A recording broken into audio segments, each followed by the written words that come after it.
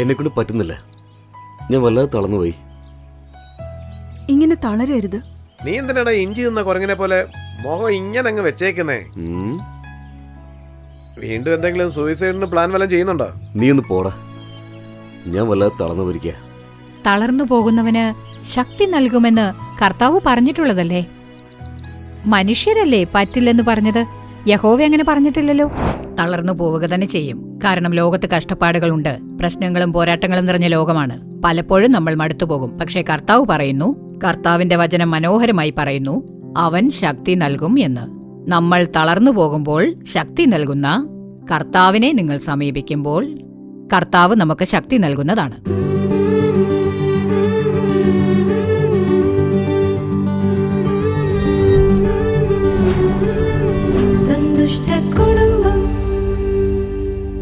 സ്നേഹം നിറഞ്ഞ ഹൃദയങ്ങൾക്ക് ഞങ്ങളുടെ സ്നേഹാശംസകൾ. ഓരോ ആഴ്ചയും നിങ്ങളെ കണ്ടുമുട്ടുന്നതിൽ ഞങ്ങൾക്ക് വളരെ സന്തോഷമുണ്ട്. ഇന്നേ ദിവസം നാം തളർന്നു പോകരുത് എന്നുള്ള തലക്കെട്ടിലാണ് നാം പരിപാടി കാണാൻ പോകുന്നത്. വിശ്വാസികളെ വിശ്വാസ ജീവിതത്തിൽ നിന്നും അകറ്റാനായി പിശാച് ഉപയോഗിക്കുന്ന ഏറ്റവും വലിയ ആയുധമാണ് തളർച്ച. വിശ്വാസികളുടെ പിതാവ് എന്ന് വിളിക്കപ്പെട്ടിരുന്ന അബ്രഹാം പോലും ഒരു ദിവസം തളർന്നുപോയി. അത്ഭുതങ്ങളിലൂടെയും അടയാളങ്ങളിലൂടെയും ഇസ്രയേൽ ജനങ്ങളെ കനാനിലേക്ക് പറഞ്ഞയച്ച മോശ പോലും ഒരു ദിവസം തളർന്നുപോയി. ആകാശത്തു നിന്നും അഗ്നി വർഷിച്ച എലിയ പ്രവാചകൻ പോലും തളർന്നു പോവുകയുണ്ടായി. ഇങ്ങനെ പരിശുദ്ധവാന്മാരെയും പ്രവാചകന്മാരെയും പുറന്തള്ളി ദൈവത്തിൽ നിന്നും വേർപിരിക്കുവാനായി പിശാച് തന്ത്രപൂർവം പ്രയോഗിക്കുന്ന ആയുധമാണ് തളർച്ച. അതുകൊണ്ടാണ് പ്രിയമുള്ളവരെ, തളർന്നു പോകരുത്. നമ്മുടെ യഹോവ തളർന്നു പോകുന്നവർക്ക് ശക്തിയും സ്വത്വമില്ലാത്തവർക്ക് സ്വത്വവും നൽകുന്ന ദൈവമാണ്. അതിനാൽ നിങ്ങളുടെ തളർച്ചകളെല്ലാം തീർച്ചയായും കർത്താവിന് മാറ്റുന്നതാണ്. ഇപ്പോൾ നാം ആദ്യമായി കാണാൻ പോകുന്നത് ജ്യോതി ചേച്ചി എന്ന നാടകം.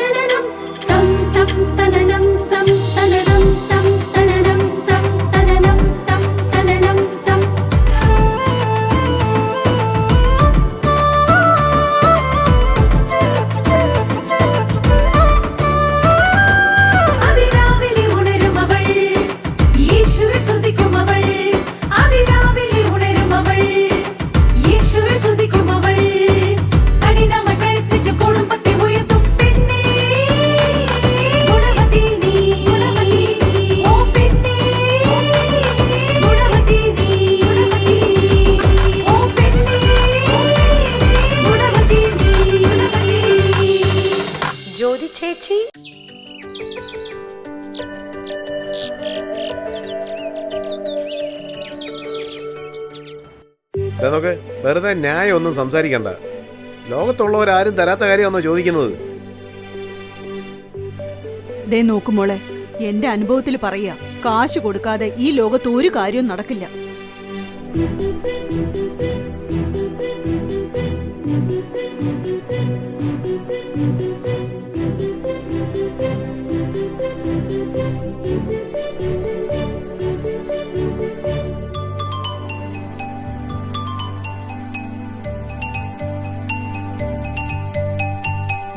അമ്മേ, വിശക്കുന്ന അമ്മേ.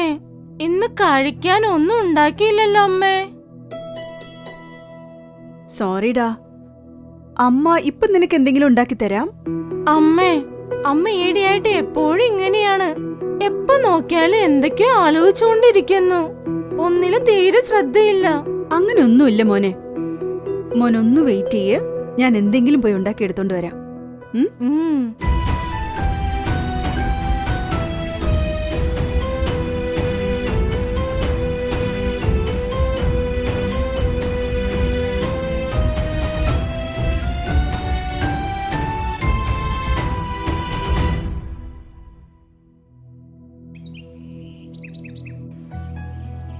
എന്നെക്കൊണ്ട് പറ്റുന്നില്ല. ഞാൻ വല്ലാതെ തളർന്നുപോയി. ഇങ്ങനെ തളരരുത്. പറ്റില്ല മാലതി. എന്നോട് തളരരുതെന്ന് പറഞ്ഞിട്ട് നിങ്ങൾ ഇങ്ങനെ തളർന്നു പോയാലോ? എന്താ പറ്റിയ നിങ്ങൾക്ക്? ഇത്രയും കഷ്ടപ്പെട്ടിട്ടും മാസാവസാനാകുമ്പോ കയ്യിലൊന്നുമില്ല. അതാലോചിക്കുമ്പോ മനസ്സുമല്ലാതെ വിഷമിക്കുക. ഞാനും അതിനെക്കുറിച്ച് ആലോചിക്കുന്നേ.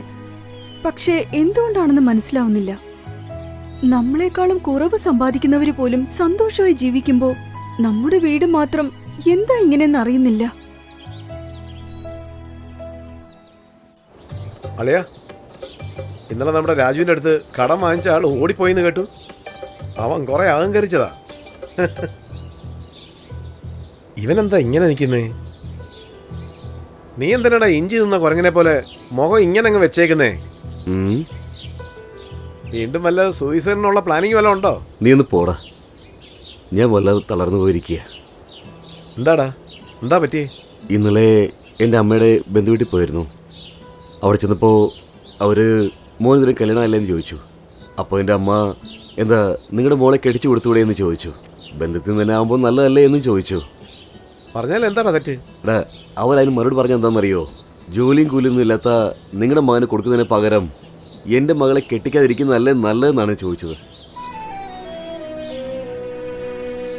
ശരി, നീ സങ്കടപ്പെടാടാ, എല്ലാം നന്നായിട്ട് നടക്കും. നടക്കും, പക്ഷെ എപ്പം നടക്കുമെന്നറിയില്ലല്ലോ.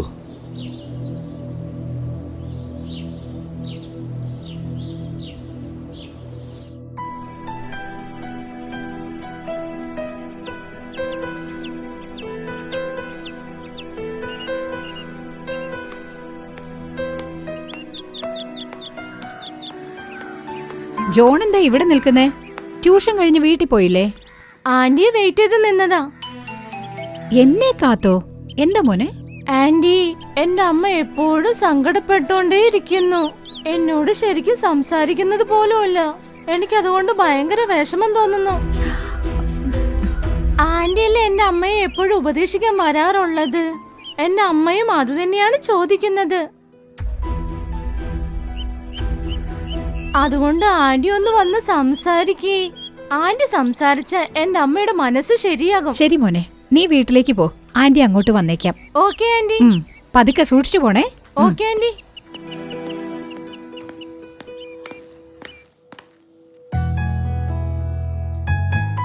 ഏട്ടാ, വരൂ, നമുക്ക് ഒരുമിച്ച് പ്രാർത്ഥിക്കാം.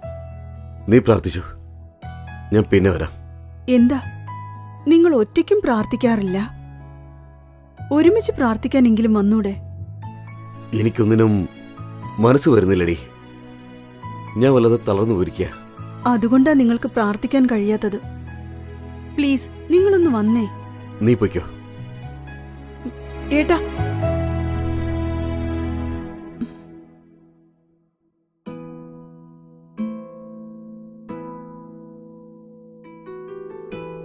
ചേച്ചി, വീടൊക്കെ ഇപ്പൊ നന്നായിട്ട് തന്നെയുണ്ട്. വീടൊക്കെ നന്നായിരിക്കുന്നു. പക്ഷെ നീ അങ്ങനെയില്ലല്ലോ. നമ്മുടെ പ്രശ്നങ്ങൾ ഒരിക്കലും മക്കളെ ബാധിക്കരുത് സുബി. ഇപ്പൊ കണ്ടില്ലേ, നിന്റെ പ്രശ്നം നിന്റെ മകന്റെ മനസ്സിനെ വല്ലാതെ ബാധിച്ചിരിക്കുന്നു. നീ ഇങ്ങനെ തളർന്നു പോയിരിക്കാൻ മാത്രം എന്താ പ്രശ്നം ഉണ്ടായതെന്ന് പറയേ. ചേച്ചി, ഞങ്ങളുടെ സ്വന്തം സ്ഥലത്ത് വീട് വെക്കാന്ന് നോക്കിയപ്പോ പെർമിഷൻ കിട്ടാൻ കൈക്കൂലി കൊടുക്കണം. എനിക്ക് കൈക്കൂലി കൊടുക്കുന്നത് ഇഷ്ടമല്ല. ഞാൻ തരില്ലെന്ന് തീർത്തു പറഞ്ഞു.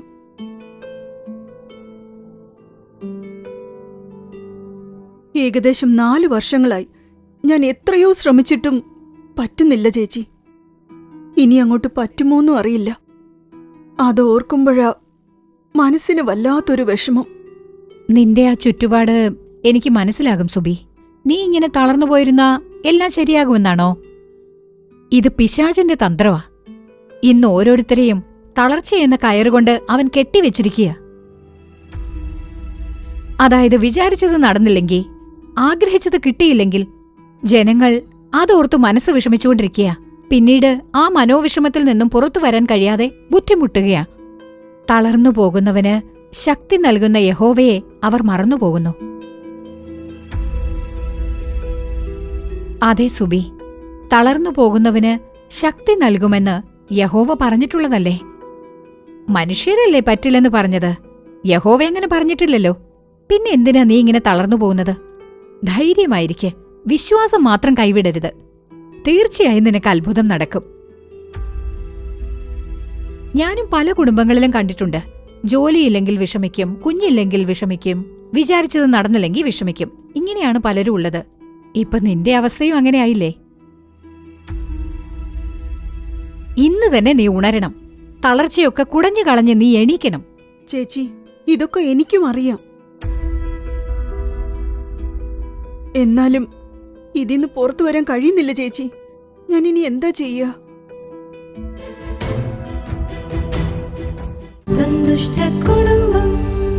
പ്രേക്ഷകരെ, ജ്യോതി ചേച്ചി എന്ന നാടകം നിങ്ങൾക്ക് അനുഗ്രഹപ്രദമായിരുന്നിരിക്കും എന്ന് വിശ്വസിക്കുന്നു. ഇനി നിങ്ങളുടെ അനുഗ്രഹത്തിനായി ദൈവ സന്ദേശം നൽകി പ്രാർത്ഥിക്കുന്നതിനായി സഹോദരി ചെല്ലാറാണി അപ്പാദുരെ അവർ തയ്യാറായിരിക്കുകയാണ്. പ്രാർത്ഥനയോടെ ദൈവ സന്ദേശം കേൾക്കുക. നിങ്ങളും യഹോവയുടെ അനുഗ്രഹം സ്വന്തമാക്കുക.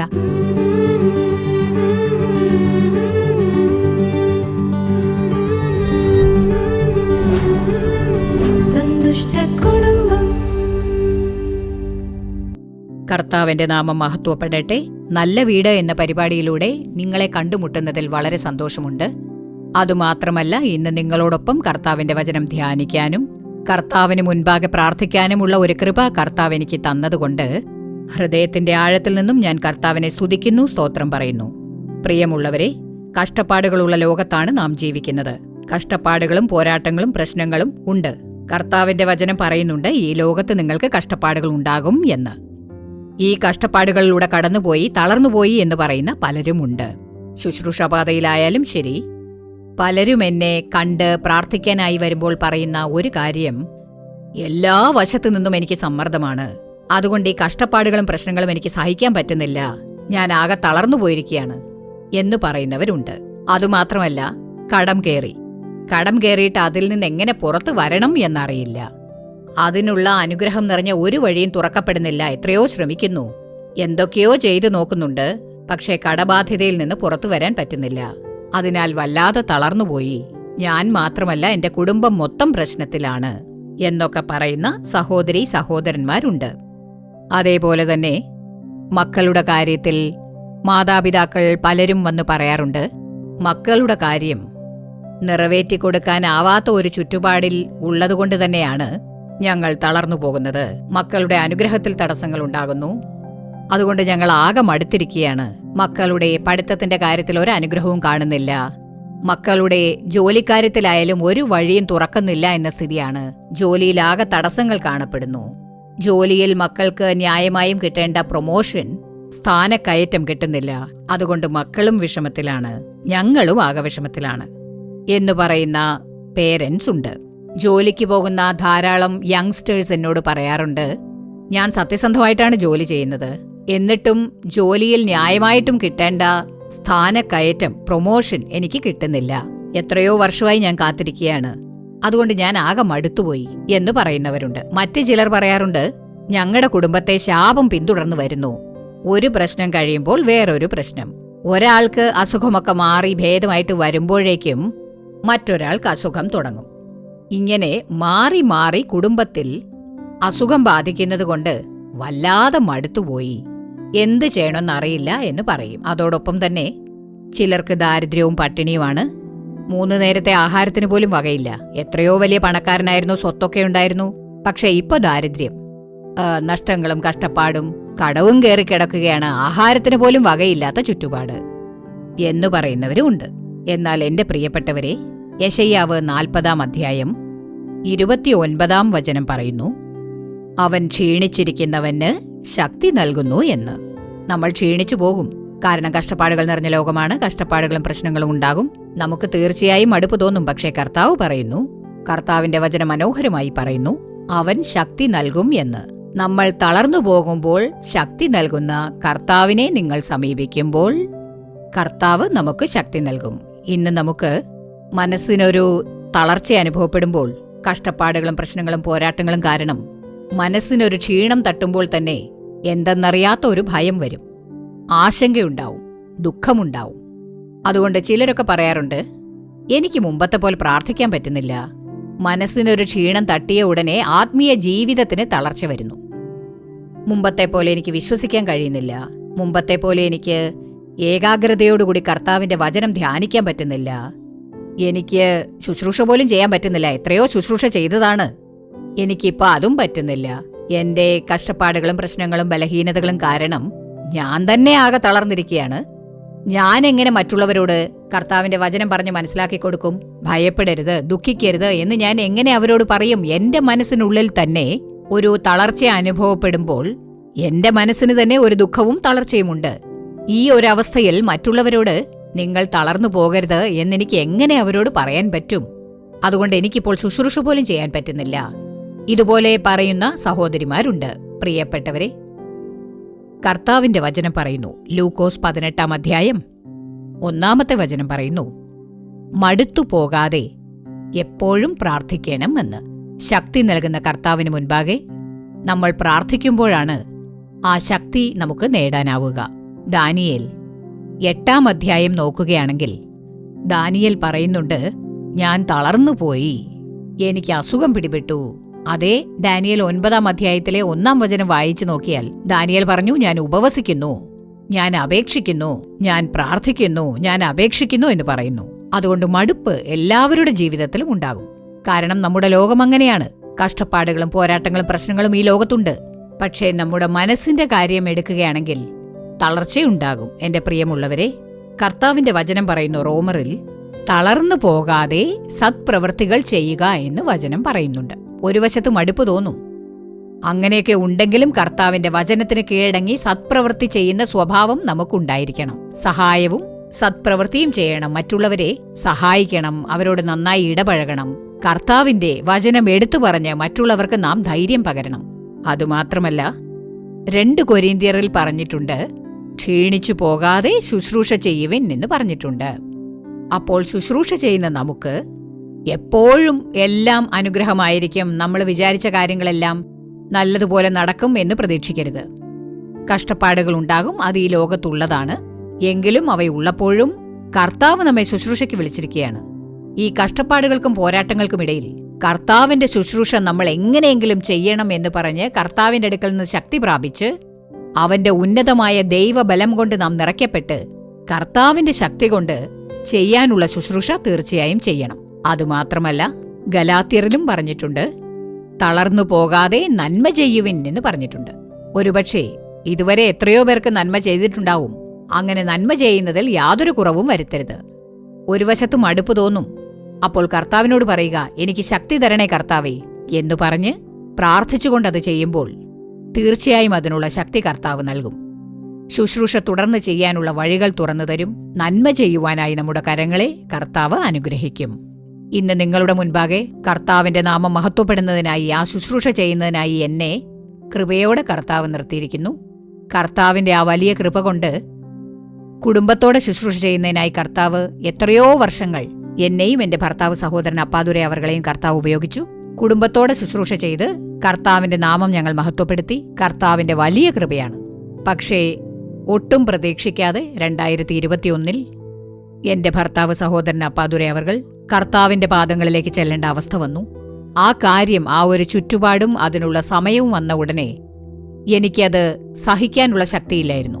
വല്ലാതെ തളർന്നുപോയി. ഞാൻ ശുശ്രൂഷ ചെയ്തിട്ടുണ്ട്, കർത്താവ് എന്നെ ഉപയോഗിച്ചു, കർത്താവ് കൃപയോടെ അഭിഷേകിച്ച് അനുഗ്രഹിച്ചിട്ടുണ്ട്. എങ്കിലും ആ ഒരു ചുറ്റുപാടിൽ എന്റെ ഭർത്താവ് സഹോദരൻ അപ്പാദുരെ അവർകൾ കർത്താവിങ്കിലേക്ക് പോയപ്പോൾ ആ ദുഃഖം എനിക്ക് സഹിക്കാൻ വയ്യാത്തതായിരുന്നു. ഒരുപാട് കരഞ്ഞു, ഒരുപാട് ദുഃഖിച്ചു. ഇനി ഞാൻ എങ്ങനെയാണ് ശുശ്രൂഷ ചെയ്യുക? എന്റെ ഭാവി എന്താകും? ഒറ്റയ്ക്ക് ഞാൻ എന്തു ചെയ്യും? എല്ലാം ഒരു ചോദ്യചിഹ്നം. എന്റെ ഉള്ളിലെ ആ വിശ്വാസം കുറയുന്നതുപോലെ എനിക്ക് തോന്നി. പ്രാർത്ഥിക്കാൻ കഴിഞ്ഞില്ല. കർത്താവിന് മുൻപാകെ പ്രാർത്ഥിക്കുന്നുണ്ട്, അധരങ്ങൾ അപേക്ഷിക്കുന്നു. കണ്ണുനീരോടുകൂടി നിൽക്കാനല്ലാതെ മറ്റൊന്നും എനിക്ക് ചെയ്യാൻ കഴിഞ്ഞില്ല. അത്രത്തോളം ഞാൻ തളർന്നുപോയി. എന്തുകൊണ്ടാണ് എനിക്കിങ്ങനെ എന്നുള്ള പല ചോദ്യങ്ങളും ഉണ്ടായി. അങ്ങനെ ഞാൻ മാനസികമായി തളർന്നുപോയി.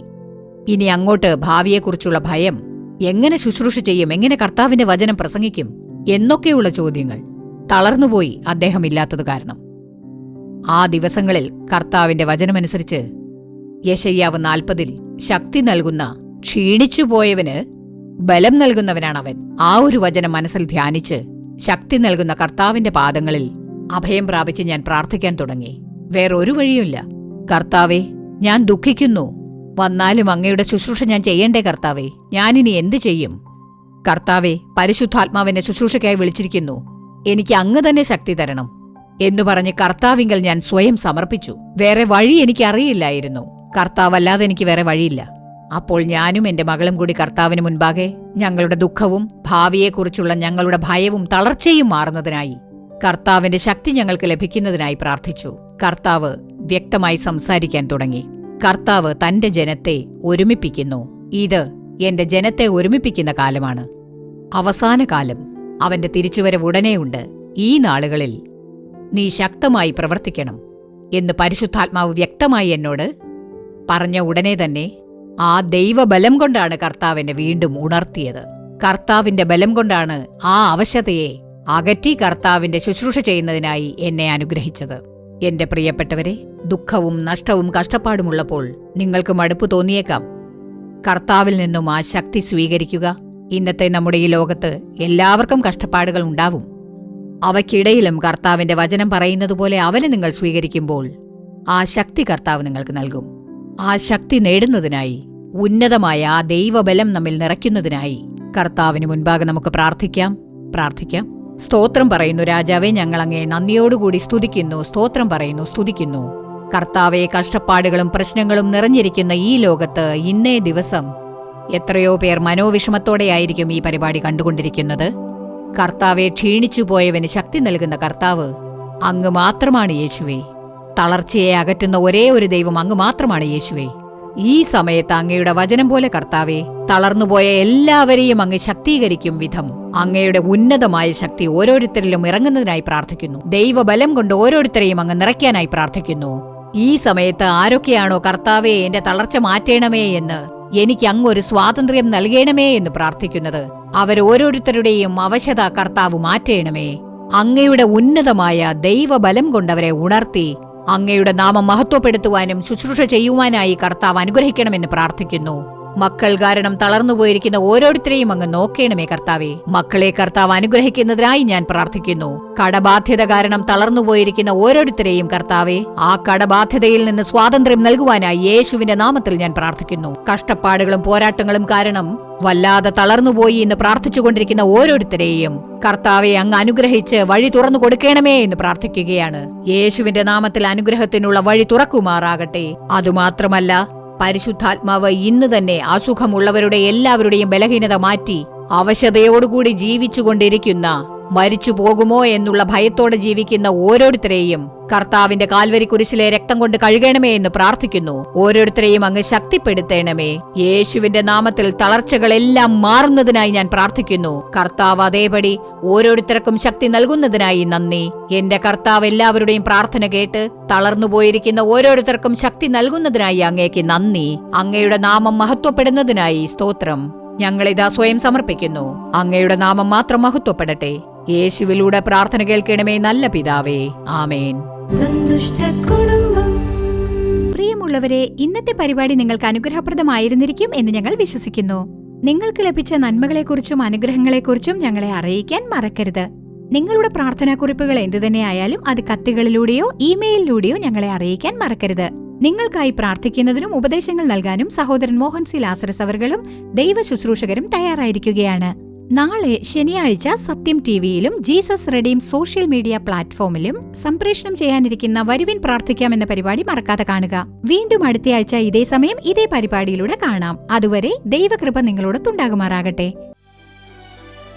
For further details and prayer support, contact Jesus Redeems Ministries, Nalumavudi, Thuthukudi District, 628-211.